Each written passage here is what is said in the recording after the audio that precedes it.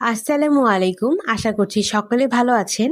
ঘর যদি থাকে শুধু একটি ডিম আর নুডলস, তাহলে মাত্র 10 মিনিটে বানিয়ে নিতে পারেন সুস্বাদু এই নাস্তাটি, যা একবার খেলে বারবার খেতে ইচ্ছা করেন। নুডলস তো অনেকভাবে খেয়েছেন, একবার এভাবে বাসায় ট্রাই করে দেখতে পারেন। সকলেই কিন্তু অনেক মজা করে খাবে। স্বাদে, দেখতে আর পরিবেশনে সব দিক থেকে কিন্তু এটি হবে একদম পারফেক্ট। তাই দেরি না করে চলুন দেখে নেওয়া যাক আজকের অসাধারণ রেসিপিটি। এজন্য শুরুতে এখানে আমি নুডলসের প্যাকেট নিয়েছি 2টা। আপনারা এখানে যে কোনো ব্র্যান্ডের নুডলস ব্যবহার করতে পারেন, তবে ইনস্ট্যান্ট নুডলস দিয়ে এই রেসিপিটি তৈরি করতে যাবেন না। এখন এই নুডলসের প্যাকেট থেকে নুডলসটা বের করে একটি বাটিতে নিয়ে নিচ্ছি। আর এই নুডলসের মধ্যেকার যে মশলাটা রয়েছে সেটা কিন্তু আমরা পরবর্তীতে ব্যবহার করব। 2 প্যাকেট নুডলস বাটিতে নেওয়ার পর এখন আমি ফুটন্ত গরম পানি এর মধ্যে দিয়ে দিচ্ছি। পানিটা কিন্তু একেবারে টকবকে ফুটন্ত হতে হবে, যাতে করে নুডলসগুলো পুরোপুরি সেদ্ধ হয়ে যায়। এখন এটাকে আমি একটি পাশে ঢাকনাতে ঢেকে 5 মিনিটের জন্য রেখে দেব। এই 5 মিনিটে কিন্তু নুডলসটা সুন্দর মতো সেদ্ধ হয়ে যাবে। চলে এলাম 5 মিনিট পর। দেখতে পাচ্ছেন নুডলসগুলো কিন্তু পুরোপুরি সেদ্ধ হয়ে গিয়েছে। এখন এটাকে আমি পানি ঝরিয়ে নিচ্ছি। পানি ঝরানোর পর এখন এটাকে একটি বাটিতে নিয়ে নিচ্ছি। অপরদিকে একটি বাটিতে আমি রুমের স্বাভাবিক তাপমাত্রায় 2টি ডিম ভেঙে নিচ্ছি। তারপর এর মধ্যে দিয়ে দিচ্ছি 1/4 চা চামচের মতো গোলমরিচের গুঁড়ো। আমি এখানে কালো গোলমরিচটা ব্যবহার করেছি। তারপরে এখানে আমি পরিমাণ মতো লবণ দিয়ে দিচ্ছি। লবণটা কিন্তু একটু বুঝে শুনে দিতে হবে, কারণ আমরা যে নুডলসের মশলাটি ব্যবহার করব এর মধ্যেও কিন্তু লবণ থাকে। এই লবণ আর গোলমরিচ গুঁড়াটাকে একটু ডিমের সাথে ভালো করে মিশিয়ে নিচ্ছি। এটাকে ভালো করে মিশিয়ে নেওয়া হয়ে গেলে এর মধ্যে আমি সেই নুডলসের মশলাটি দিয়ে দিচ্ছি।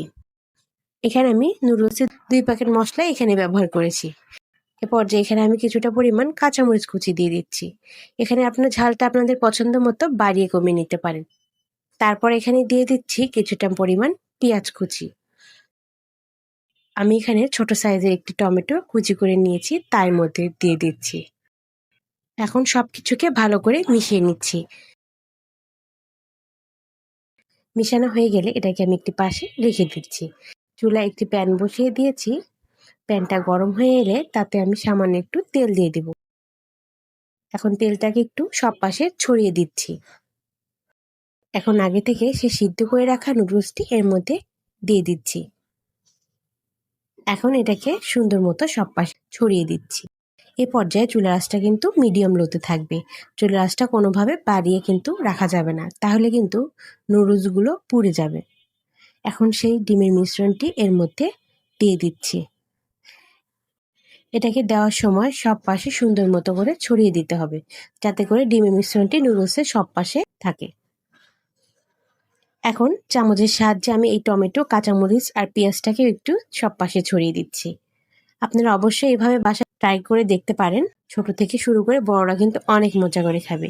আর এটা খেতে যে এতটাই মজার হয়, না বানালে বুঝতেই পারবে না। এখন ঢাকনা দিয়ে ঢেকে আমি এটাকে 6 থেকে 7 মিনিটের মতো এভাবেই রেখে দেবো। এতে করে ডিমটাও কিন্তু পুরোপুরি কুকড হবে। এ পর্যায়ে কিন্তু চুলার আঁচটা মিডিয়াম লোতে থাকবে। চলে এলাম 7 মিনিট পর। দেখতে পাচ্ছেন কতটা সুন্দর মতো হয়েছে।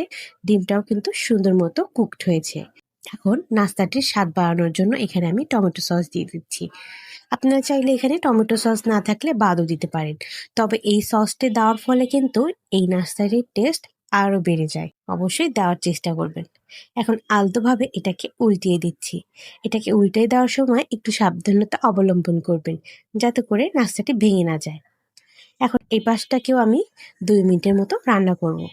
তাই আবারও ঢাকনা দিয়ে ঢেকে অপেক্ষা করছি 2 মিনিট। চলে এলাম 2 মিনিট পর। আবারও এটাকে এখন উল্টিয়ে দিচ্ছি। এটা কিন্তু পুরোপুরি তৈরি হয়ে গিয়েছে। এখন চুলাটা বন্ধ করে একটি পাত্রে ঢেলে পরিবেশন করছি। মাশাআল্লাহ, দেখতে পাচ্ছেন দেখতে কতটা সুন্দর হয়েছে। হয়তোবা আপনারা দেখেই বুঝতে পারছেন। আর এটার টেস্ট এতটাই মজার হয়েছিল যে আপনাদের বোঝাতে পারবো না। এখন এটাকে একটি পিৎজা কাটার দিয়ে আমি কেটে নিচ্ছি। আপনারা আপনাদের পছন্দ মতো করে কেটে নিতে পারেন। আর এর উপরে আমি আরেকটু সস দিয়ে পরিবেশন করছি। আর এটা গরম গরম খেতে কিন্তু দুর্দান্ত লাগে। অবশ্যই এটা গরম গরম খাওয়ার চেষ্টা করবেন। আপনারা বাসায় নুডলস তো অনেকভাবে খেয়েছেন, একবার এভাবে বানিয়ে দেখতে পারেন, সকলেই পছন্দ করবে। তো কেমন লাগলো আজকের রেসিপিটি কমেন্টে জানাতে ভুলবেন না। আবারও দেখা হবে নতুন ও সহজ কোনো রেসিপি নিয়ে। সবাই ভালো থাকবেন। আল্লাহ হাফেজ।